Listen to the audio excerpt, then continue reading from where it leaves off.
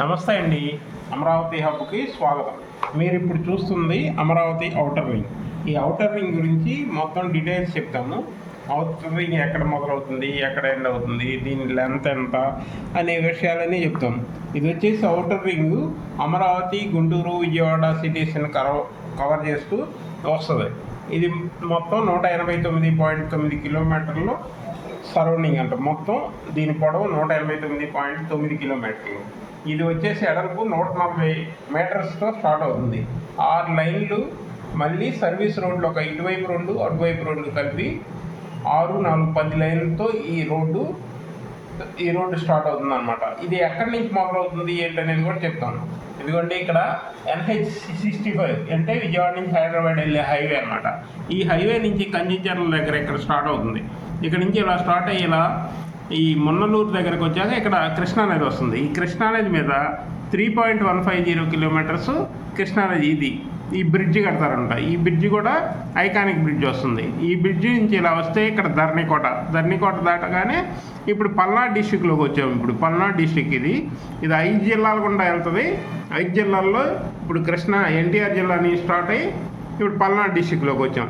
ఈ పల్నాడు డిస్టిక్లో ఇట్లా ముందుకు వెళ్ళిపోతే ఇక్కడ నుంచి ముందు ఇక్కడ NH16 ఇది చెన్నై కలకత్తా హైవే అనమాట. ఈ NH16 దగ్గర ఇక్కడ కలుస్తుంది. ఇది మొత్తం ఫస్ట్ ఫేజ్లో నిర్మిస్తారు. ఈ కంచిచర్ల నుంచి ఈ పేరేచర్ల వరకు ఫస్ట్ ఫేజ్ అనమాట. ఈ ఫస్ట్ ఫేజ్ తర్వాత ఈ పొత్తూరు నుంచి ఇక్కడ స్టార్ట్ అయితే మళ్ళీ ఇలా స్టార్ట్ అయ్యి ఈ తెనాలి మీదుగా ఇలా వెళ్ళిపోతుంది. నందివేలుగు, మున్నంగి ఇక్కడికి వచ్చే వరకల్లే వల్లూరుపాలెం. ఇక్కడ మళ్ళీ కృష్ణానది ఉంది. వల్లభాపురం నుంచి వల్లూరుపాలెం వరకు 4.8 కిలోమీటర్లు కృష్ణానది మీద ఇక్కడ కూడా ఐకానిక్ బ్రిడ్జ్ వస్తుంది. ఈ బ్రిడ్జ్ తర్వాత ఇలా కంటిన్యూషన్ వస్తుంది. ఇలా కంటిన్యూషన్ వచ్చేసి ఇక్కడ NH16 వస్తుంది. మళ్ళీ NH16 కలకత్తా హైవే అనమాట. ఇక్కడ ఒకటి వస్తుంది. NH65 వచ్చేసి బందర్ రోడ్డు వెళ్తుంది కదా, బందర్ వెళ్ళే రోడ్డు ఇది. విజయవాడ నుంచి బందర్ వెళ్ళే రోడ్డు, షిప్ యార్డ్ వెళ్ళేది NH65. ఈ NH65 దాటి ఇలా వెళ్ళిపోతే ఇక్కడ పొట్టిపాడు దగ్గర NH16 కలుస్తుంది. ఇది NH16. ఈ NH16 తర్వాత ఇక్కడ బండారగూడెం ఇలా వెళ్ళిపోతే మీదుగా ఇలా ఆగిరిపల్లి, గణపవరం యువతలుగా మైలవరంకి బయట ఉంటుంది. ఇది మైలవరం బయట నుంచి ఇలా చేసింది. ఈ మైలవరం బయట నుంచి ఇలా కంచిచర్ల వరకు వస్తుంది. ఇది థర్డ్ ఫేజ్. ఇదేమో సెకండ్ ఫేజ్. ఇక్కడ నుంచి స్టార్ట్ అయ్యి NH16 వరకు సెకండ్ ఫేజ్లో నిర్మిస్తారు. ఇది థర్డ్ ఫేజ్లో నిర్మిస్తారు. ఈ 3 ఫేజ్లుగా ఔటర్ రింగ్ మొత్తం నిర్మాణం అయింది. దీనికి ఈ 3 ఫేజ్లే కాకుండా ఇంకా ఏంటంటే ఇక్కడ ఏ డిస్టిక్లు వస్తున్నాయి కూడా చెప్తున్నాను. ఇక్కడ వచ్చేసి కృష్ణా డిస్టిక్, ఇక్కడ ఏలూరు డిస్టిక్ వెళ్ళింది, ఇక్కడ వచ్చేసి ఎన్టీఆర్ డిస్టిక్, ఈ వైపు వస్తే పల్నాడు డిస్టిక్, ఇటు గుంటూరు డిస్టిక్. 5 డిస్టిక్ల మీదుగా వెళ్తుంది. అంతేకాకుండా 7 నేషనల్ హైవేస్ని కవర్ చేస్తుంది. ఇది 7 నేషనల్ హైవేస్ ఏమేమి ఉన్నాయి, ఆ నేషనల్ హైవేస్ కూడా మేము చెప్తాం. ఏమేమి ఎక్కడెక్కడ కవర్ చేస్తుందో కూడా చెప్తాం. ఇప్పుడు NH16 చూశారు కదా, ఇది NH16. ఈ NH16 వచ్చేసి చెన్నై కలకత్తా హైవే అనమాట. ఇక్కడ పొత్తూరు దగ్గర ఒకసారి ఇది NH ఇక్కడ నుంచి ఇలా 2 సార్లు క్రాస్ చేసిద్ది. ఇక్కడ నుంచి ఇక్కడ ఏలూరు వైపు వెళ్ళే కాడ కూడా క్రాస్ చేసిద్ది. అది NH16. నెక్స్ట్ దాని తర్వాత NH65 ఈ బందర్ నుంచి వస్తుంది కదా, ఈ బందర్ నుంచి వచ్చేది NH65. ఈ NH65 వచ్చి హైదరాబాద్, ఇది కూడా 2 సార్లు క్రాస్ అయిపోయింది. దాని తర్వాత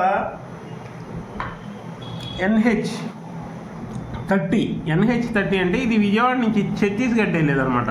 కొండపల్లి నుంచి ఇలా ఛత్తీస్గఢ్ వెళ్ళే హైవే NH30, అదొకటి 3. ఇది తర్వాత NH163G అనమాట. ఈ 163G అనేది విజయవాడ నుంచి నాగపూర్ వరకు ఖమ్మం మీదుగా కొత్త గ్రీన్ఫీల్డ్ హైవే నిర్మిస్తున్నారు. ఇది ఆల్రెడీ వర్కింగ్లో ఉంది.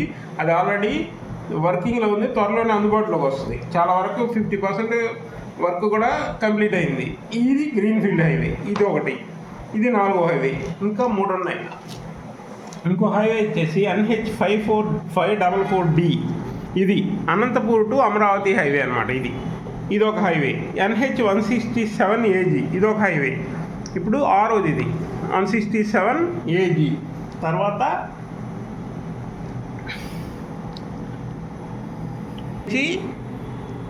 115 ఇది గుంటూరు ఇలా వస్తుంది అనమాట. ఇది కూడా ఔటర్ రింగ్ని క్రాస్ చేస్తుంది. ఇలా 7 నేషనల్ హైవేస్ ఇక్కడ క్రాస్ చేస్తున్నాయి. అంతేకాకుండా దీని మొత్తం 189 కిలోమీటర్లలో 2 చోట్ల టన్నెల్స్ ఉన్నాయన్నమాట. టన్నెల్స్ వచ్చేసి ఇక్కడ మైలవరం దాటాక ఇక్కడ ఒక టన్నెల్ వస్తుంది. ఫస్ట్ టన్నెల్ వచ్చేసి 1.640 కిలోమీటర్స్, రెండో టన్నెల్ వచ్చేసి 2.680 టన్నెల్ అనమాట. ఇది ఇన్ని కిలోమీటర్స్ టన్నెల్ వెళ్తుంది, అంటే కొండ సొరంగంలో కూడా వెళ్తుంది అనమాట. ఈ రెండు ఇలా చూసుకుంటే దీనికి దాదాపు 5 జిల్లాలలో జాయింట్ కలెక్టర్ని నియమించేశారు ల్యాండ్ ఈక్విజేషన్కి. అందువల్ల భూసేకరణ మొత్తం జరుగుతుంది. 5 జిల్లాల్లో భూసేకరణ జరుగుతుంది. ఏ జిల్లాలంటే కృష్ణా, ఎన్టీఆర్ జిల్లా, పల్నాడు, గుంటూరు, ఏలూరు జిల్లాలు అనమాట. ఈ మొత్తం పొడవు 189.9 కిలోమీటర్స్. ఇంకో విషయం ఏంటంటే సౌత్ ఈస్ట్లో 2 అనుసంధాన రహదారులు వస్తాయి. అనుసంధానం అంటే ఔటర్ రింగ్. ఇంతకుముందు వెస్ట్ బైపాస్ ఉంది కదా విజయవాడకి, వెస్ట్ బైపాస్తో పాటు ఈస్ట్ బైపాస్ ఒకటి వేయాలనుకున్నారు. ఇప్పుడు ఈస్ట్ బైపాస్ని అది తీసేసి దాని బదులు ఔటర్ రింగ్ కనెక్టివిటీ ఇస్తున్నారు. ఆ కనెక్టివిటీ ఎక్కడి నుంచి ఎక్కడ దాకా ఇస్తారు ఏంటి అనేది కూడా చెప్తాను. ఈ అనుసంధాన 2 అనుసంధాన రోడ్లు అనమాట. ఈ ఔటర్ రింగ్ రోడ్కి ఇది వచ్చేసి కాజా నుంచి నందివెలుగు వరకు వస్తుంది. కాజా చూసారా, కాజా నుంచి నందివెలుగు వరకు ఈ 6 లైన్లు రోడ్డు వేస్తారు. 17 కిలోమీటర్లు ఇక్కడ 6 లైన్ రోడ్డుతో ఇటు రాజధానికి కలుపుతారనమాట. ఇక్కడ వెస్ట్ బైపాస్ వస్తుంది కదా కాజా దగ్గర, ఇదే ప్లేస్లో ఈ ఔటర్ రింగ్ నుంచి ఇలా కనెక్టివిటీ వేస్తారు. ఇది అనమాట. దాని తర్వాత ఇంకోటి వచ్చేసి ఇంకో రహదారి బుడంపాడు. ఇక్కడ బుడంపాడు ఉంది కదా, గుంటూరు దగ్గర బుడంపాడు గుంటూరు దగ్గర ఉంది కదా, బుడంపాడు నుంచి నారాకోడూరు వరకు ఇక్కడ ఒక కనెక్షన్ ఇస్తారనమాట. ఇది 4 లైన్లుగా విస్తరిస్తారు. ఇప్పుడు 2 రహదారులు ఇక్కడ ఒకటి, ఇక్కడ ఒక కనెక్టివిటీ ఉంటుంది. ఇటు గుంటూరు వెళ్ళడానికి కానీ, ఇటు ఔటర్ రింగ్ నుంచి ఇక్కడ కాజా టోల్ గేట్ వరకు వెళ్ళడానికి కానీ ఇటు ఒక కనెక్టివిటీ ఇస్తారు. ఇది మొత్తం ఒక 3 అలైన్మెంట్లు national highways authority engineers already state గవర్నమెంట్కి పంపిస్తున్నారు. అంతేకాకుండా దీనికి భూసేకరణ జరగటానికి మొత్తం 6 జాయింట్ కలెక్టర్ని నియమించారు. ఇందులో ఇదే భూసేకరణ జరిగే టైంలోనే డిపిఆర్ సిద్ధం చేస్తారు. ఈ డిపిఆర్ సిద్ధం చేసి దీనికి భూసేకరణలో ఏమైనా సమస్యలు ఉంటే పరిష్కరిస్తారనమాట. తర్వాత ఎన్ని నిర్మాణాలు ఉంది, ఎక్కడే ఉంది, దానికి ఎవరికి పేమెంట్ చేయాలి అన్నీ ఈ ఎన్హెచ్ఏ వాళ్ళకి ఒక సబ్మిట్ చేస్తారు. ఈ సబ్మిట్ చేస్తే ఎన్హెచ్ఏ వాళ్ళు మొత్తం ల్యాండ్ ఎవరున్నారో ల్యాండ్ ఓనర్స్ అందరికీ పేమెంట్ చేస్తారనమాట. ఈలోపు ఒకవైపు ఇది జరుగుతుండగానే దీని డిపిఆర్ సిద్ధమైంది. దీంతోపాటు ఎక్కడి నుంచి ఎలా మొదలు పెట్టాలి, ఫస్ట్ ఫేజ్ ఎలా మొదలు పెట్టాలి అనేది కూడా నిర్మిస్తారు. ఈ ఫస్ట్ ఫేజ్ కూడా స్టార్ట్ అవుతుంది త్వరలో. అంతేకాకుండా ఈ ఎన్హెచ్ఐలో ఇంకా మిగిలిన ఏంటంటే ఈ మొత్తం గ్రోత్ కారిడార్ వస్తుంది. ఈ గ్రోత్ కారిడార్ వస్తే ఔటర్ రింగ్ మొత్తం డెవలప్ అవుతుంది.